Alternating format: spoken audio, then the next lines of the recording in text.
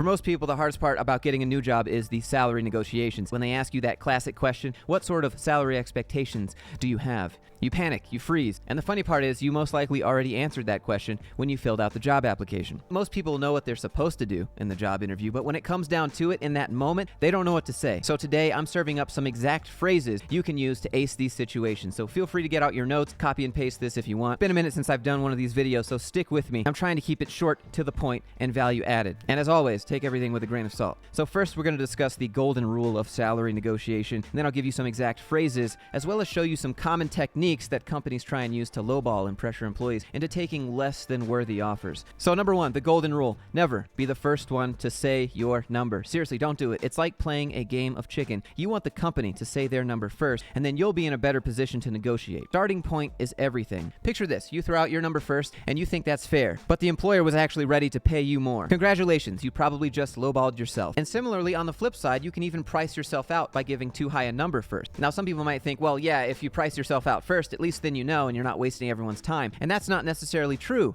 You might have been able to negotiate up to that number, but using that number as a starting point is instant rejection. But Josh, they make you fill out your salary expectations on the job application. Try to leave it blank. Some websites will require you to put in a number, but others will actually give you the option to leave it blank. And if none of that works, just provide a salary range instead. Do a quick search on PayScale for your job title and put that in there. You should be using these websites anyways, though, to see if these job postings are trying to rip you off or not. So now that we have that out of the way, let's explore how to dodge that dreaded salary trap. What are your salary expectations? Your palms are sweaty. You can try one of these deflection techniques. Number one, the reversal, I call it. You say, before I give you a number, can you please provide me with the salary range for this position? That's the direct solution, right? Just flipping the tables. Or you can try deflection technique number two. When they ask for your salary expectation, you just say, I'm looking to stay right where I'm at. And then you give a number that's 10 to 15% higher than your current salary. They don't need to know that though, right? Go higher if you're brave enough. Or you can try deflection technique number three to buy some time. I call it the polite stall. You can say, I'm sure your company has a fair and competitive compensation structure. I'd be more comfortable discussing salary once we've determined that this is the right opportunity for both of us. And you can also use this as a method to show them you're serious about finding the right fit and not just chasing a paycheck. There's also a couple other phrases you can use, like, I'm open to discussing salary, but I'm also interested in learning more about the company's compensation philosophy and how salaries are determined. Could you share a bit more information about that? Again, I know these things can be difficult to remember to say in the moment, but if anything, just remember one phrase and modify it to fit the rest of your job interviews. Another pretty PG example is, I'm hoping to find a role that aligns with my skills and experience and that provides a fair and competitive salary. Based on my research, I believe that a salary in the insert salary range would be appropriate. How does that range align with the company's compensation structure? These are all really great phrases for emails as well. Now here's the part where I reveal how companies try to play you. So at the negotiation table, be on the lookout for this thing called anchoring.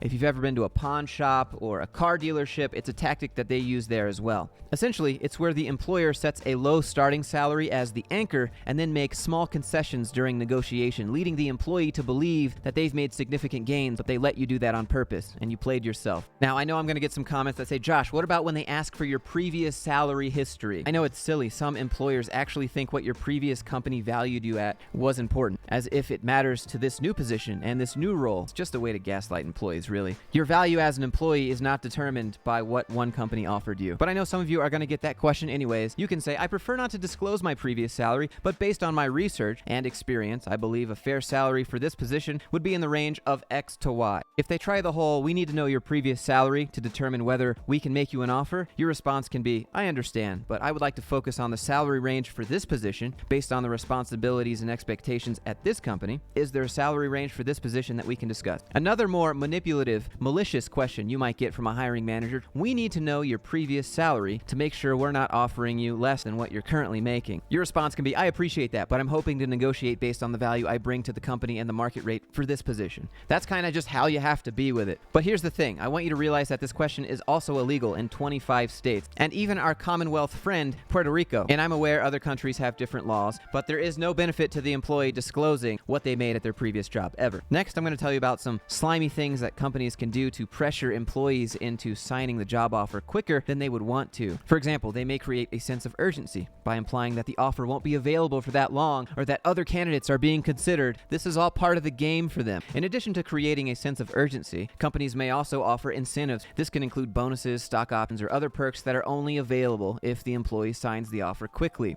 Another way they can pressure pressure you to sign that job offer is by making you feel obligated, like you owe it to the company. And this might be because of the time and resources they invested in the hiring process. Maybe they flew you out or bought you lunch during the hiring process, put you up in a nice hotel, and then they give you the offer and it's not what you want, but like, wow, look at what they did for me, you know? These are all tactics that companies use. Another popular one is the emotional appeal. They might try to emphasize the importance of the position or the impact it will have on the company's success. And this makes the employees feel like they're being given a unique opportunity to make a difference. And believe it or not, this actually does create a legitimate sense of pressure to accept an offer or not.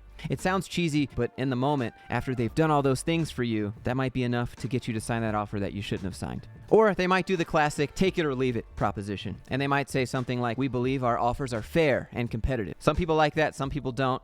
This can make employees feel like they don't have any choice but to accept the offer as is, even if the terms aren't ideal. Now, to try and counteract this pressure, what I recommend is to ask for a few days or a week to think over the offer. Most reasonable employers will understand and respect your need for time to make an informed decision. Now, last but not least here, I'm going to tell you about how they try and lowball you, how they manipulate that. I'm sure a lot of you have heard this one before. I call it the future potential promise. Employers may suggest that while the initial salary offer is lower than you'd like, there's potential for growth and future salary increases in abundance here. And while this may be true, it's important to negotiate based on the current value, not hypothetical future promises. But what about if they don't want to budge at all in terms of dollars? Well, you can try for non-salary options like equity or time off. You can say this: I understand that the salary position might be fixed at this point, but I believe there's room for negotiation in terms of non-salary benefits. Considering my commitment to the company and the value I bring to the table, would it be possible to discuss enhancing aspects like additional vacation days, an increased signing bonus, or a more substantial equity package? I'm confident we can find a mutually beneficial arrangement that reflects my worth while still respecting the company's budget constraints. I'm a master at the corporate jargon. If you've tried all of that and they still don't want to budge on anything, then that's just about all you can do. So always be prepared to walk away if necessary. Now, let me just add a little edit. I 100% recognize sometimes you don't have the luxury to have this sort of negotiation and you just have to take the job that you have to take because you got bills. The only thing I would recommend being careful about is playing companies against each other because you risk losing them both. And if you're okay with that, go for it. Otherwise, companies generally respond positively to the tips I've given you in this video. So if you're one of those people out there that has been intimidated